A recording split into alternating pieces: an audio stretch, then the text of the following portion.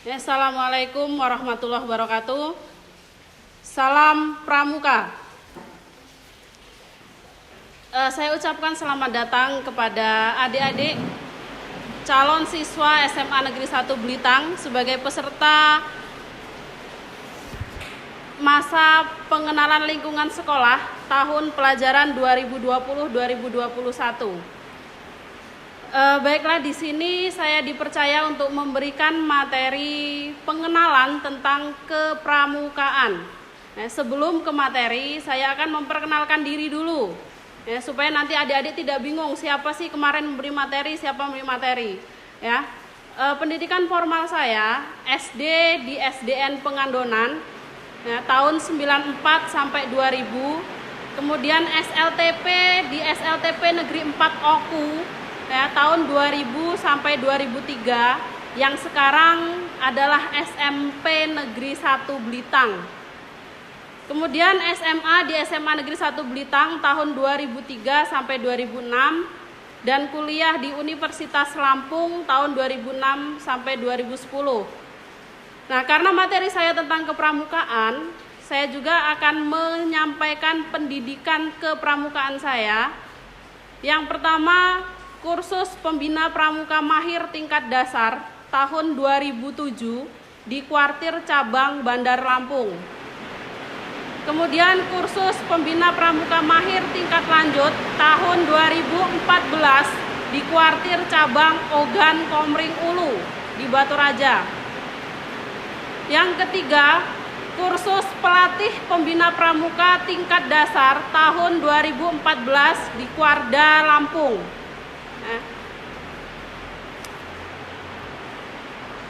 Nama saya Siti Anita. Di SMA Negeri 1 Belitang saya mengajar mata pelajaran matematika. Kita lanjut ke materi.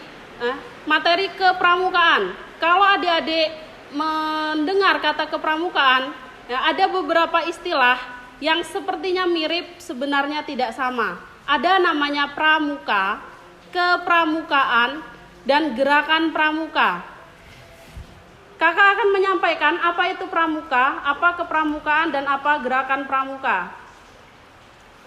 Dalam Undang-Undang Republik Indonesia Nomor 12 Tahun 2010 tentang gerakan pramuka, gerakan pramuka adalah organisasi yang dibentuk oleh pramuka untuk menyelenggarakan pendidikan kepramukaan.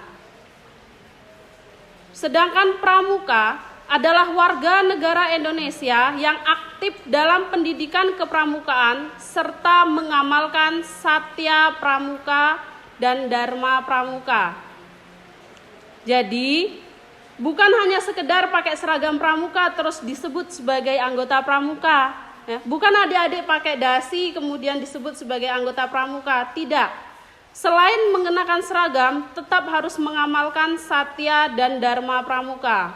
Untuk adik-adik yang dulu di tingkat penggalang sudah mengikuti kegiatan pramuka, pasti tahu apa itu satya dan dharma pramuka. Ya, benar, kita mengenal adanya Tri Satya dan Dasa Dharma. Untuk tingkat penggalang dan penegak, sedangkan di tingkat siaga kita mengenal Dwi Satya dan Dwi Dharma. Selanjutnya, istilah yang ketiga adalah kepramukaan. Kepramukaan adalah segala aspek atau kegiatan yang berkaitan dengan pramuka itu sendiri. Anggota pramuka itu dibagi menjadi dua, ada anggota dewasa dan ada anggota muda. Anggota dewasa meliputi pembina.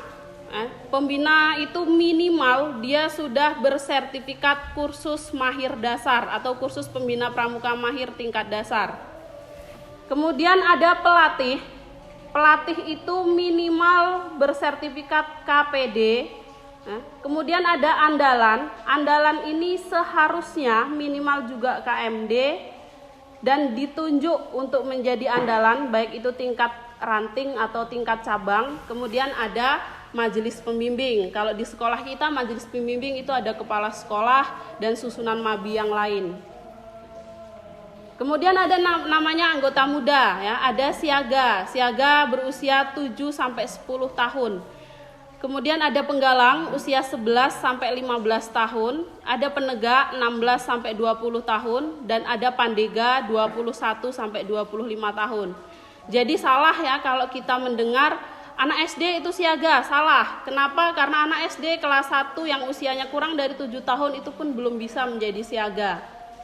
Kemudian anak SD yang sudah kelas 5, kelas 6 usianya di atas 10 tahun itu sudah menjadi usia penggalang. Nah, jadi pembagian keanggotaan gerakan pramuka itu berdasarkan usia, bukan jenjang pendidikan. Baiklah, setelah tadi kita membahas tentang anggota pramuka, selanjutnya kita ke tujuan gerakan pramuka.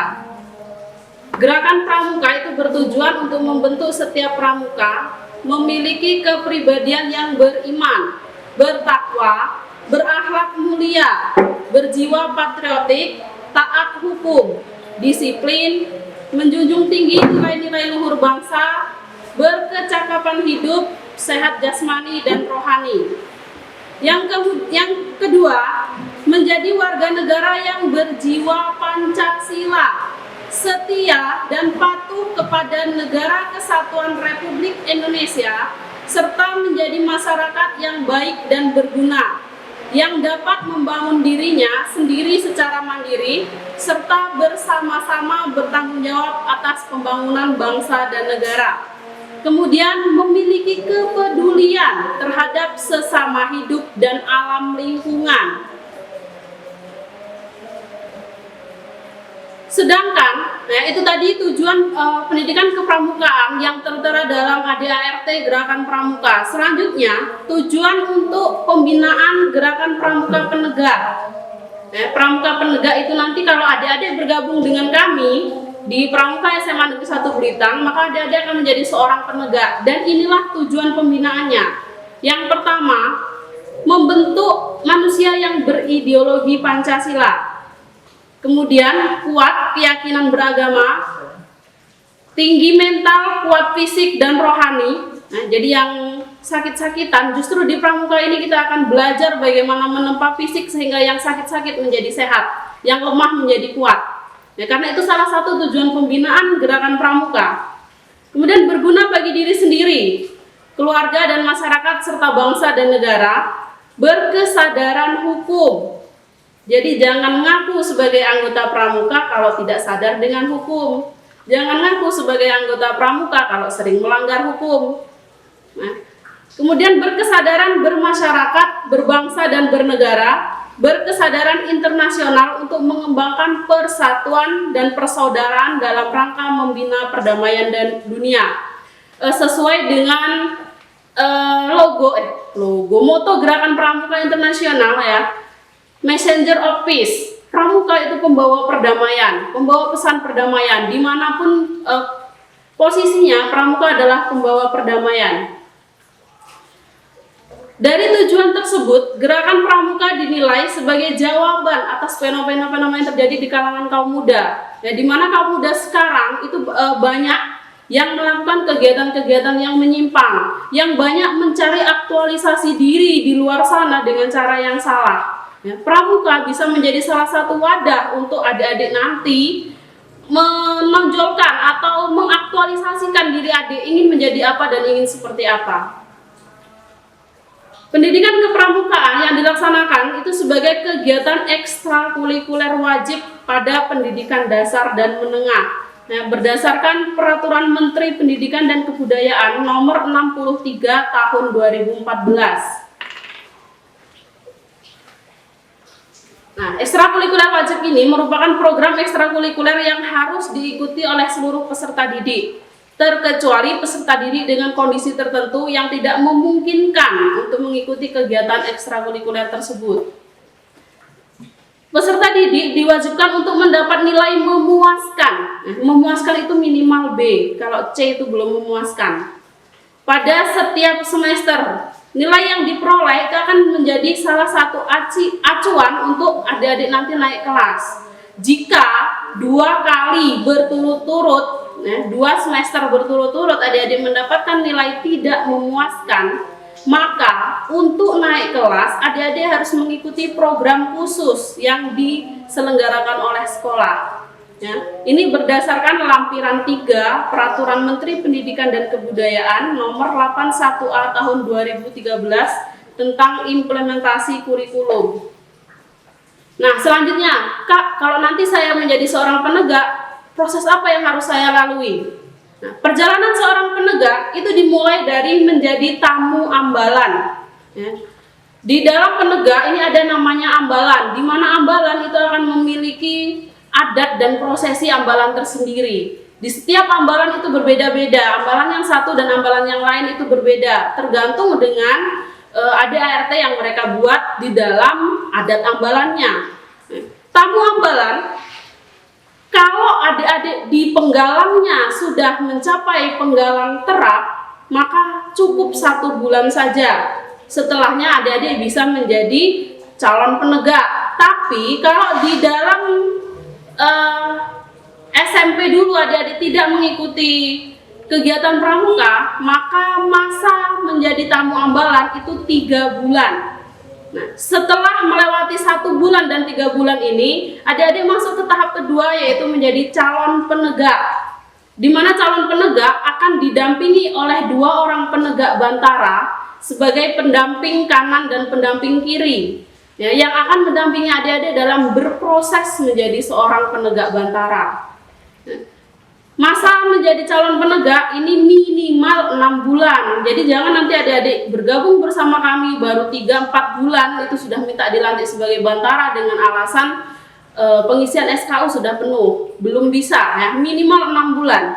Setelah itu, jika sudah memenuhi beberapa persyaratan, adik-adik akan dilantik menjadi seorang penegak bantara dengan segala tanggung jawabnya. Nah, setelah itu 6 bulan sebagai penegak bantara, adik-adik bisa mengikuti uji SKU untuk penegak laksana.